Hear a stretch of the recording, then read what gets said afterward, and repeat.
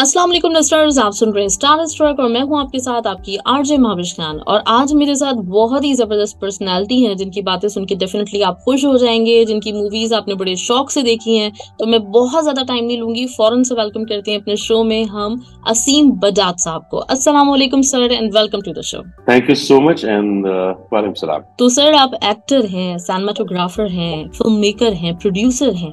माशाल्लाह आपने बहुत सारे काम किए और मैं ये भी जानती हूँ कि आपका आगाज थिएटर से हुआ था। उस पर भी मैं बात करना चाहूंगी कि थिएटर से सिनेमाटोग्राफर ये कैसे हुआ। थिएटर किया करते थे बिहार में, एक छोटा सा कस्बा था, निर्वली नाम का एक गांव था जहाँ से मैं आया हूँ। और मेरे जो वालिद हैं वो रामगोपाल बजाज, प्रोफेसर रामगोपाल बजाज, वो नेशनल स्कूल ऑफ ड्रामा के डायरेक्टर हुआ करते थे। बिल्कुल, बहुत बड़ा नाम है थिएटर का। तो पिताजी जो है मेरे, माँ और मतलब अम्मा और वालिद जो हैं वो अलग हो गए थे मेरे बचपन में। तो इसलिए मैं अम्मी के साथ रहता था बिहार में और पापा वाज स्टिल इन दिल्ली। तो उस गांव से हम निकल के किसी तरह से मैं पटना आया था, मुझे याद है।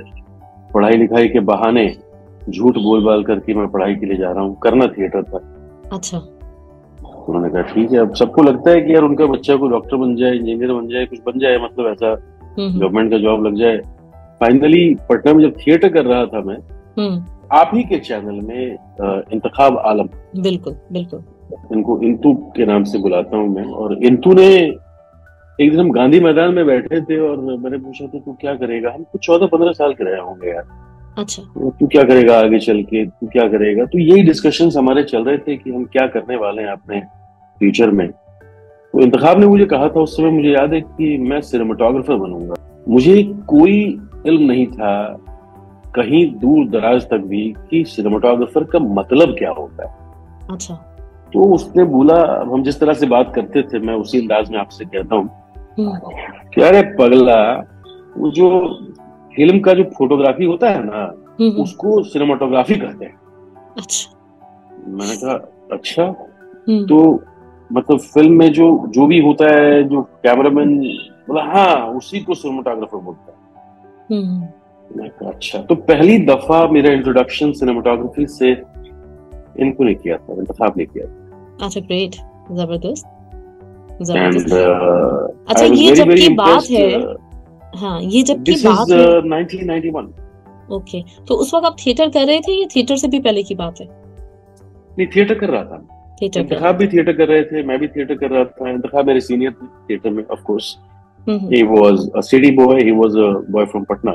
I was not really a boy from Patna or any such place.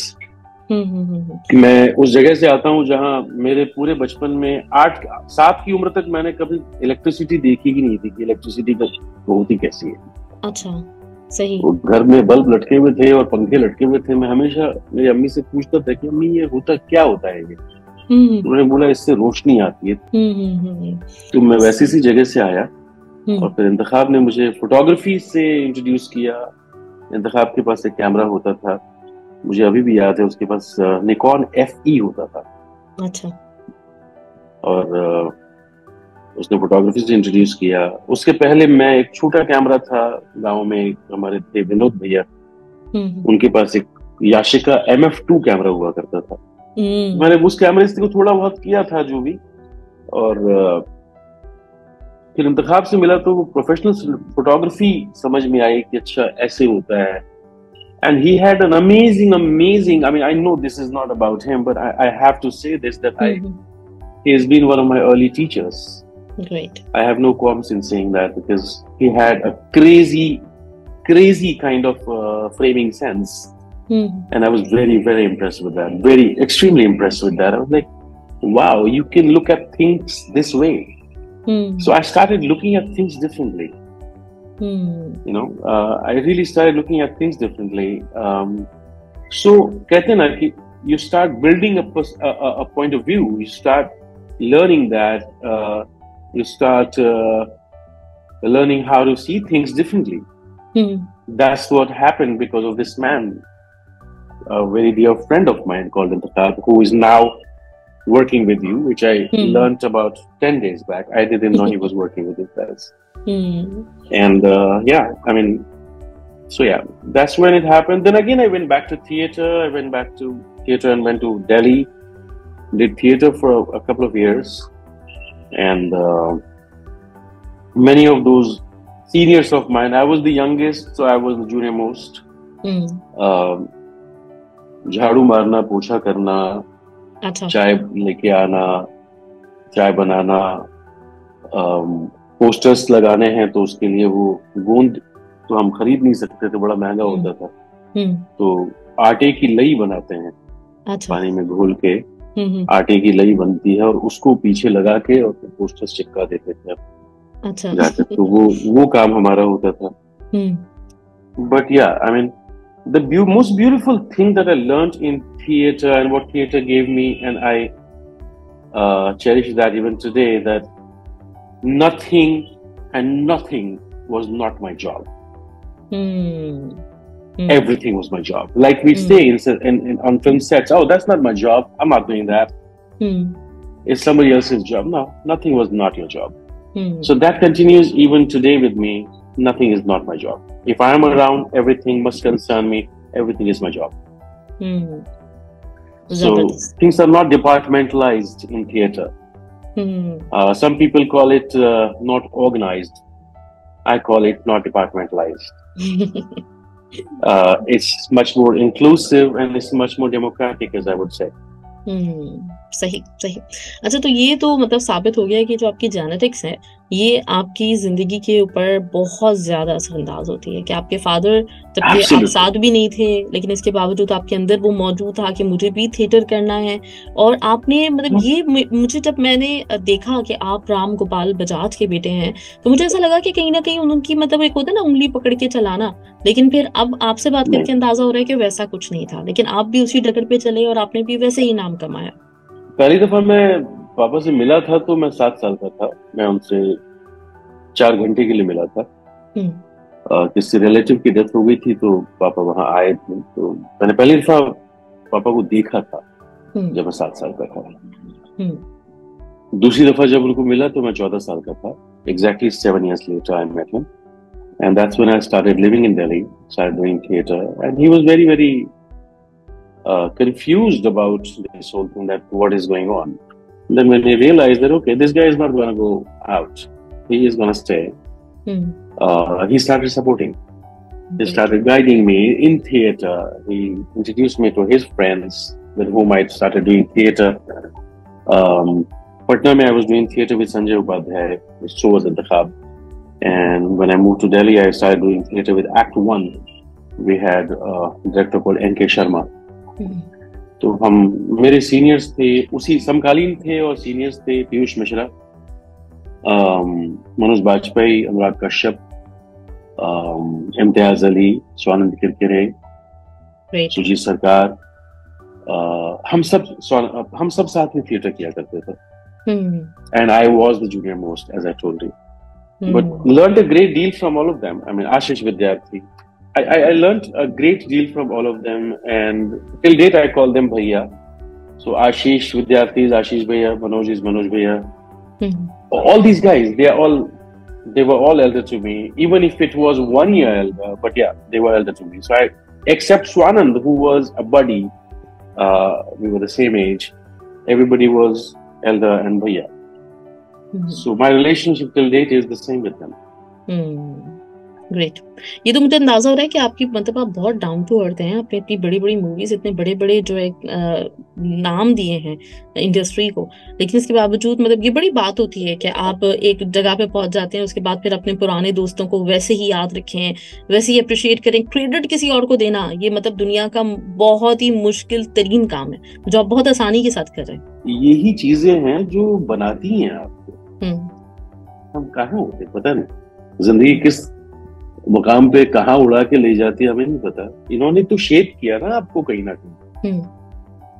ये सारे के सारे बंदे जो हैं इन्होंने शेप किया है.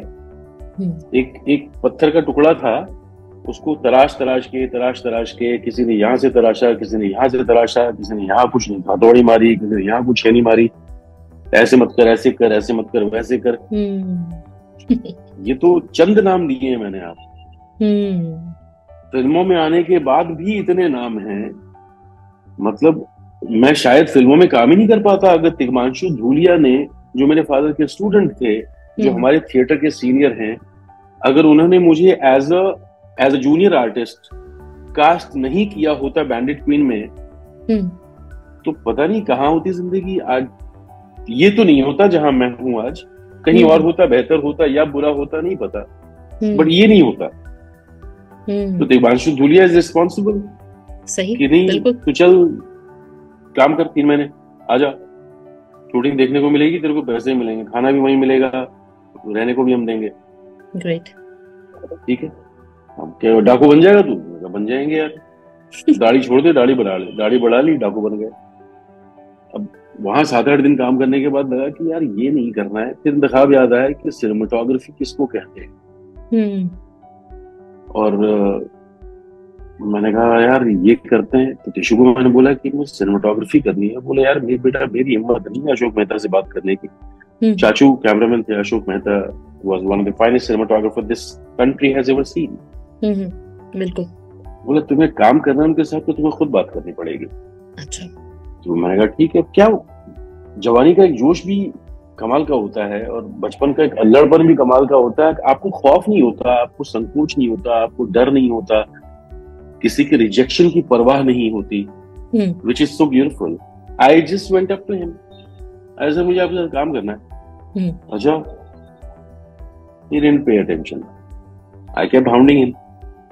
फोटोग्राफी की है कभी? मैं कहा थोड़ी बहुत सीखी है मैंने, ज्यादा कुछ नहीं किया, पर हाँ पटना वगैरह में थोड़ा बहुत किया है, मेरा दोस्त था उसके साथ कुछ सीखा है। अच्छा, तो दूसरे दिन उन्होंने बोला सुबह 5 बजे आना है तुम्हें। ठीक है, मैं सुबह 5 बजे पहुंच गया सेट पे। बस that's where I started in camera department, and by the time film got over I learned a lot from them। I mean all of them। क्या होता है कि एक आउटडोर में जब आप फिल्म शूट कर रहे होते हैं ना, तो आपकी यूनिट छोटी होती है, बिकॉज कॉस्ट बहुत ज्यादा होती है। तो आप यूनिट छोटा कर लेते हैं कि यार 10 लोगों की जगह आप 7 लोगों को ले जाते हैं कि नहीं 7 लोग मिलके काम कर लेना यार, है ना। रिहाइश का खर्चा है, खाने पीने का खर्चा है, सैलरीज हैं, which I understand now when I produce, but I didn't understand it then। And because of that, people are ready to delegate their responsibilities and they are ready to train other people। कि अच्छा मेरा काम थोड़ा आसान हो जाएगा यार, इस बच्चे को थोड़ा सिखा दो यार। और वो बड़ा काम आया, because by the end of those 3 months I was changing lens on the camera, I was loading magazines, I was offloading magazines, I was changing things in the tent। It was amazing। And the film got over। I thought my life got over। I didn't know। I mean I was crying what to do, and there comes Ashok Mehta। I said तू कपड़े pack करके ले आ। मैं कपड़े pack करके ले आऊं मतलब? You coming to Bombay with me? Great। I said really? Of course ये सारी conversation हिंदी में थी, because I didn't speak a word of English at the time। अच्छा। मैं सचमुच में बॉम्बे आ रहा हूँ। हाँ बॉम्बे आ रहा है, यहाँ क्या करेगा तू? I came to Bombay। I started working with him। I worked with him for a year and a half, and then yeah, things happened। सही। पता नहीं कैसे, पर बहुत सारे कमाल के लोग मिले इस जर्नी में, जिन्होंने बहुत सारी हेल्प की, educated me। You can understand, I was a little boy from Bihar। I mean I had no clue what is going on and how to do things and what to do really। There were people from FTII who were students I mean they had just finished their FTII, they were becoming assistants at the time। People like Jeetu, Arun, Chacha, Prashantanu, बहुत सारे लोग थे। Vijay Arora, who became a cameraman later, who is a very very big Punjabi director now। I started assisting him after Ashok Mehta। मुझे ये कहना है कि मुझे थ्रू आउट बड़े खूबसूरत लोग मिले जिंदगी में।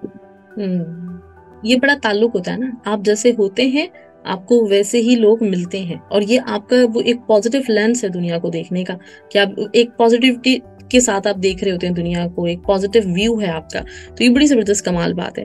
अच्छा, अभी आपने बताया कि बैंडिट क्वीन में आप एज एक्टर आए थे और वो डकैत वगैरह का था मामला, उससे पहले आप थिएटर कर रहे थे। उससे पहले आप थिएटर कर रहे थे, तो थिएटर देन एक्टर, और वहां पे आपने अचानक से डिसाइड किया कि मुझे ये तो नहीं करना, जबकि आपका अगर देखा जाए बैकग्राउंड आपका थिएटर ही था। थिएटर एज एन एक्टर नहीं कर रहा था। अच्छा अच्छा, सही सही। मैं म्यूजिक कर रहा था। Okay okay. मैं जैसे मैंने कहा कि मैं ढोलक बजाऊंगा, तो मैं ढोलक बजाता था। अच्छा अच्छा, सही। बैक स्टेज में काम करता था। हाँ हाँ, सही सही। स्टेज के ऊपर मेरा कोई काम नहीं था। अच्छा, लाइटिंग में हेल्प करता था, लाइटिंग सीख रहा था, म्यूजिक करता था। पीयूष भाई के साथ में उनकी मार खाता था और उनके साथ ढोलक बजाता रहता था। अच्छा। हाँ, तो म्यूजिक कर रहा था। Mainly I was doing music, and as you said, I was cast as an actor in Bandit Queen. No, I was not cast as an actor. It was, in retrospect, when I look back, I was cast as an extra. Okay. They needed many people with their main people. They needed many people around. So yeah, I was one of the 20 dacoits who were running around with their main cast, whether it was Seema Bishwas or it was Manoj Bajpayee. So we were in that gang of dacoits. We were one of the gang members. सही सही, great. अच्छा, ये observation आपने जिस तरह से जिक्र किया था ना कि घर पे इलेक्ट्रिसिटी नहीं थी, बल्ब था, और जिस तरह से आपकी जो इमेजिनेशन थी पूरी उस पे, तो इसने मतलब मुझे ये अंदाजा हुआ कि आप बहुत ही बारीक बिनी के साथ चीजों को देखा करते थे, ऑब्जर्व किया करते थे चीजों को। तो इसने जब आपने ये फील्ड चुनी है, आपने एज अ सिनेमेटोग्राफर शुरू किया, कितना मदद की ये जो चीज है, कितना काम आई आपके?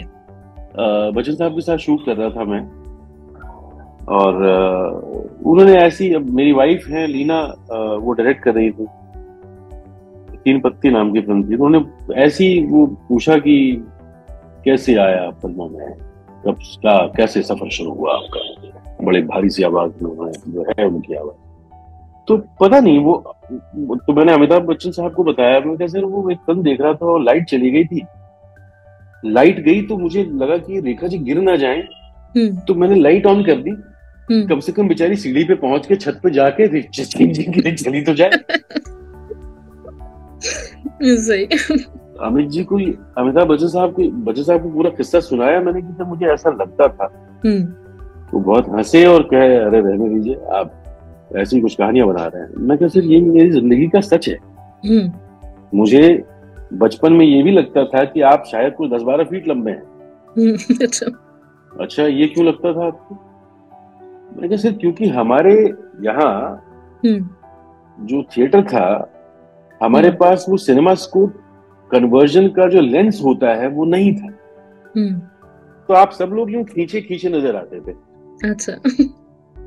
आपको ये प्रोसेस पता है? नहीं, मुझे इसका बिल्कुल अंदाजा नहीं है। महवाश, क्या होता है कि जब हम शूट करते थे पहले, आज तो डिजिटल हो गया है सब कुछ, जब पहले शूट करते थे तो there is something called squeezing and de-squeezing. So while shooting, the image squeezes like this, and it is captured on negative. Same is made on the print, and when you project the image, जब आप projection करते हैं तो वो जो lens होता है वो भी सिनेमा को, वो गोल नहीं दिखता। आप अगर सामने से देखेंगे तो वो ऐसे गोल नहीं दिखेगा आपको, है ना, वो कुछ ऐसा अंडे जैसा दिखेगा। अच्छा। And that lens, again, you have to use the same lens, and that lens de-squeezes it. सही। So image आपकी ऐसे सिनेमा स्कोप हो जाती है। लोग अपनी अपनी शेप में नजर आते हैं, पर वो लेंस ही था हमारे गांव में। तो हम जैसा था वैसा देख रहे होते थे। तो अमिताभ बच्चन जो है कुछ 10-12 फीट लंबे नजर आते। मैं कैसे, मुझे तो लगता था आप इतने लंबे हैं, लेकिन बाद में एहसास हुआ कि अच्छा, बाद में एहसास हुआ कि मैं लंबा नहीं हूँ। मैं कहने लंबे तो है, you are a tall personality with और विदाउट हाइट, बट फिर भी आप 6'2" तो वही हैं। वो कहीं ना कहीं इमेजिनेशन वाइल्ड चलती रहती है आज भी, उसका भी अपना एक मजा है। बिल्कुल, है ना, कि आप एक छोटे गाँव से होते हैं जहाँ आपके पास चीजें नहीं थी, उसका भी एक्सपोजर नहीं था, तो उसका भी अपना एक मजा है। क्योंकि मैं जब यहाँ आया था तो मुझे याद है कि पहली दफा जिस कमरे में हम वहाँ ठहरे थे, हम 7-8 लोग थे जिस कमरे में ठहरे थे, कुमुद मिश्रा, अभी मैसेज आया उसका, कुमुद मिश्रा भी थे, हमारे बहुत अच्छे दोस्त हैं। मतलब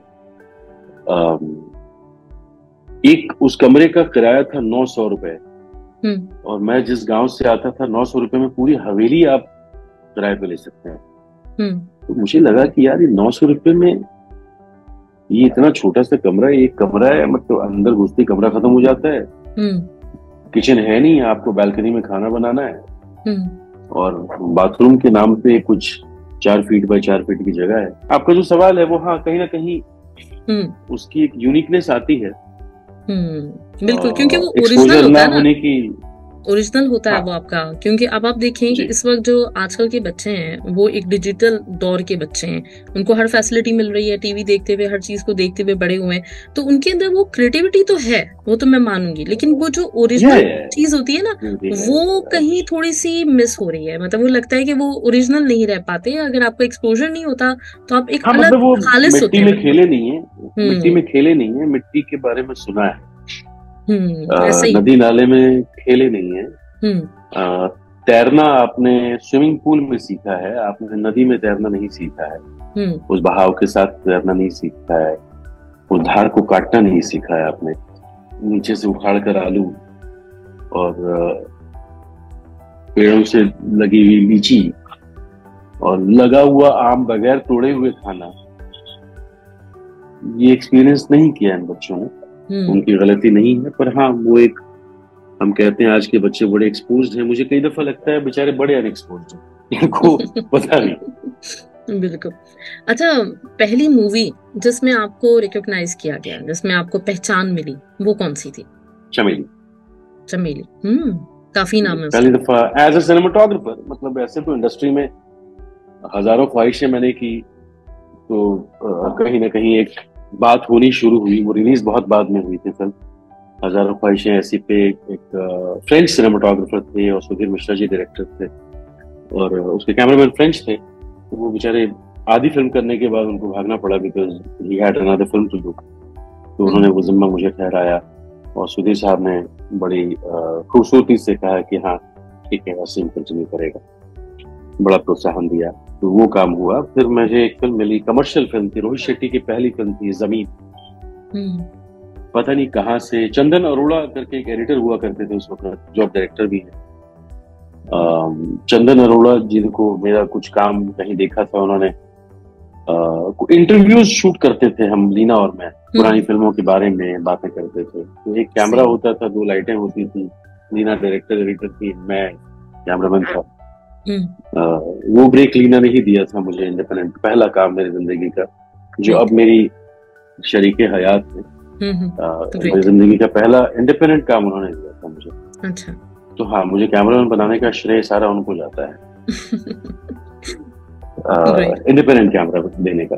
तो पहली फिल्म वो की। फिर मुझे रोहित शेट्टी साहब का फोन आया, वो कहते हैं कि मैं बड़ी छोटी सी फिल्म बना रहा हूँ। मैंने कहा यार ठीक है, फिल्म छोटी बड़ी तो होती नहीं। उस वक्त मैं MTV की बहुत शूटिंग किया करता था, सही, बहुत ज्यादा शूट करता था MTV के लिए। मतलब I think I used to shoot for about 20-25 days a month फॉर MTV, वेरियस थिंग्स, इंटरव्यूज हैं, वॉक्स पॉप्स हैं, शोज हैं, जो भी करता रहता था, बिजी होता था। I didn't want to sit free ever, I still don't want to sit free. मुझे आज भी लगता है, कोई कहता है कि यार छोटा सा कुछ, मैं हाँ आता हूँ, कर देता।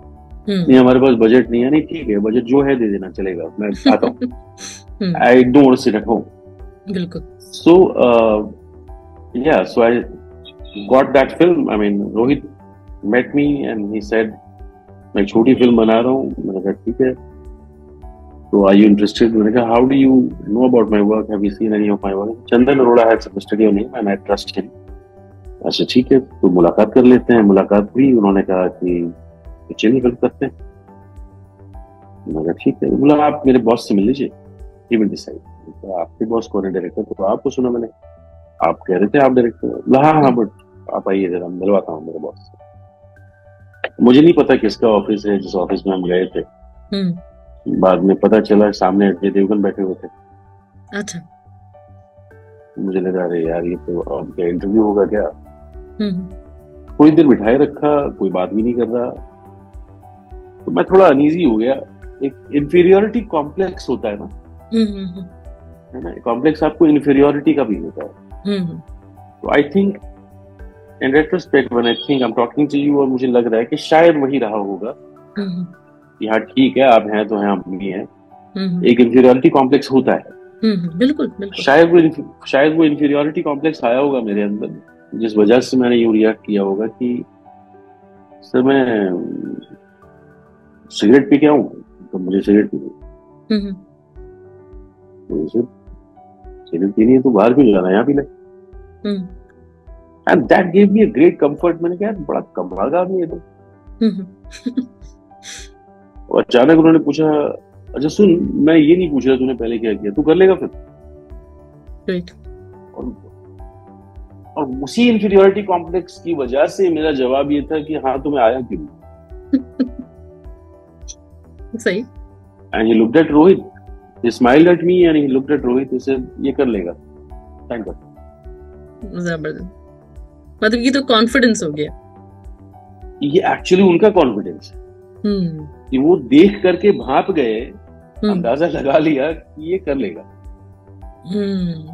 वो क्रेडिट मेरा नहीं है, वो क्रेडिट उनका है। मैं तो एरोगेंस नहीं था, and I'm sorry that I was arrogant. I am sorry that I was arrogant at the time.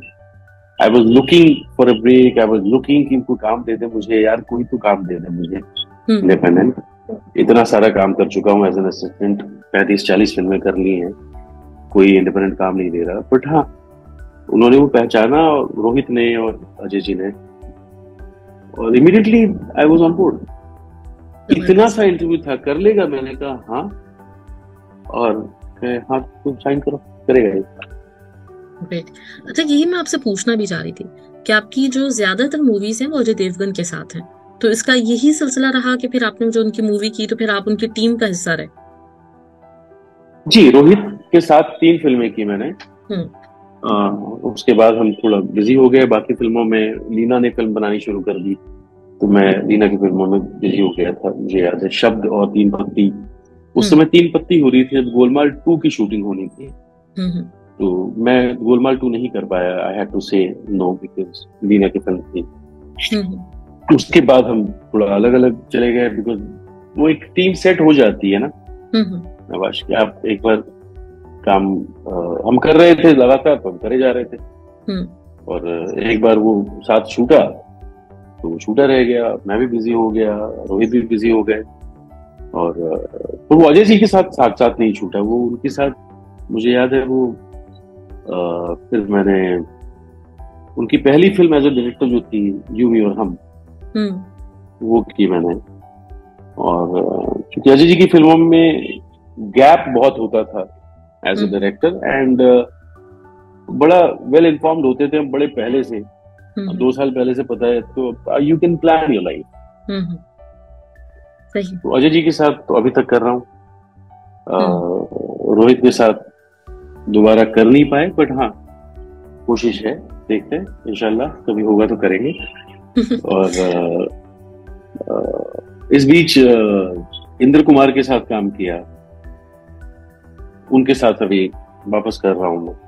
अच्छा, तो अभी आपकी रिसेंटली जो मूवी है ये भोला थी, और अभी ऑन गोइंग क्या है इस वक्त? ऑन गोइंग इस वक्त कुछ नहीं, मैं काम ढूंढ रहा हूँ।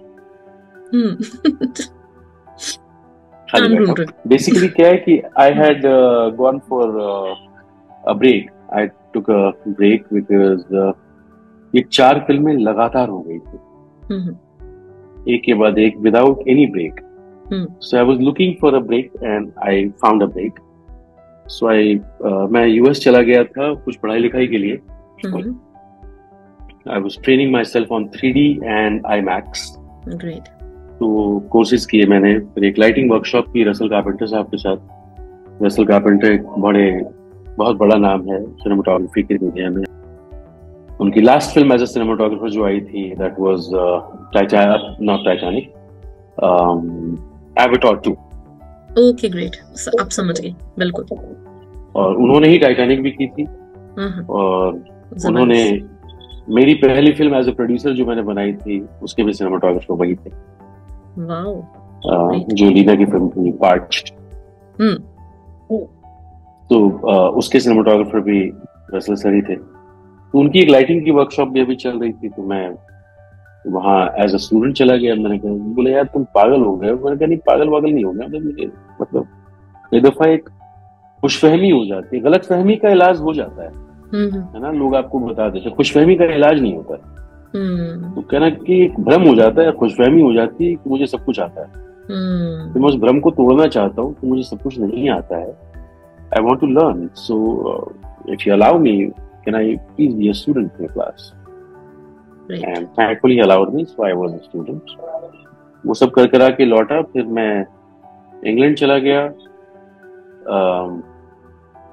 फिर से वर्चुअल सिनेमेटोग्राफी जो होती है, जो वर्चुअल वर्ल्ड आज यूज हो रहा है, Unreal Engine. So how to shoot on Unreal Engine and what are the challenges and what should you do and what you shouldn't do. Like 3D, what you should do, what you shouldn't do, what I learned. I mean, I learned it from the best team that did Avatar 2. उनके साथ ही सीखा मैं। उन्होंने ही पढ़ाया लिखा है जो भी। तो हाँ, तो मैं तालीम में बिजी हो गया पिछले 6 महीने, मैंने कहा 5 महीने पोस्ट मार्च। मैं कहा नहीं, मैं थोड़ी पढ़ाई लिखाई करनी है, थोड़ा सा रीसेट करना है, वो भ्रम तोड़ना है और नई चीजें सीखनी है। तो मैं फिलहाल उसमें बिजी। ये बहुत जबरदस्त चीज होती है कि आप कह रहे हैं कि खुशफहमी का इलाज नहीं होता, लेकिन आप बहुत एक डाउन टू अर्थ बंदे हैं। जितनी मेरी आपसे बात हुई है, मुझे अंदाजा हो रहा है कि कहीं पे वो खुशफहमी वाला एलिमेंट आपकी लाइफ में है ही नहीं है। आपने हमेशा अपने आप को बहुत आजिज रखा है। हो जाता है वो लम्हों में आता है, वो टिकता नहीं है मेरे साथ। पर हाँ, कुछ लम्हों के लिए आता है और कई दफा आपको जवाब भी नहीं मिलते उसके। लगता है कि नहीं, अब इतने लोग आपको कह रहे हैं कि आप इतने ज्ञानी हैं, तो आप होंगे शायद, है ना। फिर आपको बड़ा जरूरी होता है कि आप कहीं बाहर झांक के देखें और आपको दिखता है कि अरे यार, ये तो बहुत बड़ा ज्ञान है। तो ये समझना जरूरी है। एजुकेशन का, लर्निंग का तो कोई अंत ही नहीं है ना। बिल्कुल बिल्कुल। It's never enough. Right, so that's the quest that I keep learning till I die. And even if I can learn 20% of what is there to learn, it'll be a beautiful and great journey. It'll be a life well lived. Even if I can learn 20% of what's there. बिल्कुल मुश्किल है, बहुत मुश्किल है, कोशिश कर रहा। जबरदस्त। और आपसे बात करके मुझे इतना अच्छा लग रहा है। मतलब एक होता है बिल्कुल जो दिल से निकली हुई बात होती है, ओरिजिनल, नेचुरल, बिल्कुल दिल से आई हुई, खालिस, तो वो वाली फील मुझे आपसे बात करके आ रही है। तो मैं बिल्कुल एक्सपेक्ट नहीं कर सकती थी एक बंदा जो इतने लोगों को ब्रेक दे रहा है, इतने बड़े बड़े नामों के साथ काम कर रहा है, वो इस तरह से इतना डाउन टू अर्थ होगा, ये मैं एक्सपेक्ट नहीं कर रही थी सीरियसली। तो अच्छा, लीना की आपने बात की, मैं जरूर चाहूंगी कि आने वाले दिनों में हम लीना का भी इंटरव्यू करें, और इसके साथ ये भी कि आपका जब नेक्स्ट काम आता है तो मेरी बड़ी खुशनसीबी होगी कि अगर आप मुझे फिर मौका दें आपसे बात करने का, हम आपके काम के बारे में जान सकें, उसको प्रमोट कर सकें यहाँ पे, और हमारे लिसनर्स बहुत इंशाल्लाह it will be my pleasure and it will be my honor. I will reach out to you guys. Thank you so much. Definitely reach out. और सर, कतर आने का कब इरादा है? जब ऊपर वाला चाहेगा। आप जब भी आए कतर, आप हमें प्लीज जरूर अपडेट कीजिएगा। हम आपसे मिलना चाहेंगे, यहाँ पे आपको बुलाना चाहेंगे। जाते जाते जितने हमारे लिस्टनर्स आपको सुन रहे हैं, देख रहे हैं, हमारे व्यूअर्स, उन सब लोगों के लिए कोई अच्छा सा मैसेज। मैं सबसे पहले तुमको शुक्रिया अदा करना चाहूंगा कि हाथ जोड़कर कि आपने इतना वक्त लिया हमारी बकवास सुनने के लिए, आपने इतना वक्त किया, तो आपका शुक्रिया। और यकीन मत छोड़िएगा कभी भी। अगर आपका यकीन है तो ऐसा कुछ नहीं है जो आप हासिल नहीं कर सकते। और किसी भी चीज को हासिल करने के लिए ईमानदारी जरूरी है। Thank you so much sir, मुझे आपसे बात करके बहुत कुछ सीखने को मिला, बहुत अच्छा लगा। जिस तरह से आपने बात की है उसमें कितनी सारी ऐसी चीजें हैं जिनको मैं अभी जहन में सोच रही हूँ, तो मुझे हो रहा है कि मतलब ये चीज होती है जो आपको जिंदगी में कामयाब करती है, आपको दूसरों से अलग बनाती है। और आपकी मतलब अब इतनी मूवीज थी, उसके बारे में भी बात करने का इंशाल्लाह फिर दोबारा बात करेंगे। थैंक यू सर, अपना बहुत बहुत ख्याल रखिएगा। थैंक यू, टेक केयर, अल्लाह हाफिज, बाय बाय। थैंक यू, खुदा हाफिज।